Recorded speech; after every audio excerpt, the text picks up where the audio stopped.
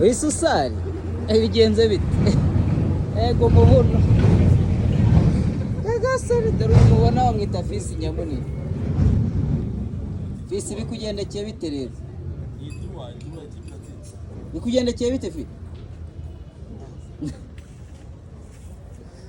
Ibyishimo burya ni danje ntago tuzi uko bigenze.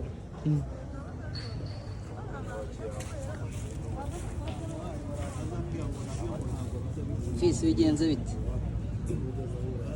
Amina ndigushimira yuko nujuje amasaha ngiye kuba monetize. Ugiye guhembwa?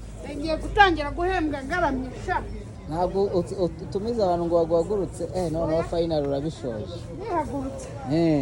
Nukuri kw'Imana Nyagasani sinabona icyo nakubwira, sinabona icyo nagushimira. Nahoze mbikubwira. Ni wowe nyine ubikoze. Nta wundi muntu wundi wabikora usibye Nyagasani Imana ishobora byose yaremye ijuru n'isi. Wallahi Nyagasani ya Allah urakoze kandi kabisa ukomeze uyizamuriye YouTube channel yanjye. Bwira abantu bagukurikiye bakomeza gushyigikira. Abantu munkurikiranyije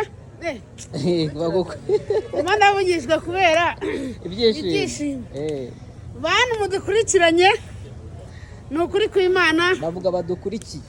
Bantu mudukurikiye nukuri kw'Imana ndishimye gusa ndabasaba yuko uru rugendo rwakomeza mukore subscribe kuri Hogoza TV muna sharing ibiganiro bigera kure mujye mushyira no kuri status mugende mukore subscribe tu Imana ibaho umugisha mwibuka no gukanda kukazogera kugira ngo muzajye mubona notification.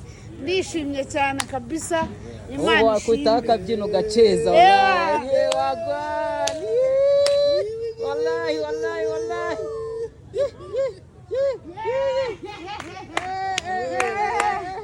wallahi wallahi wa rasul.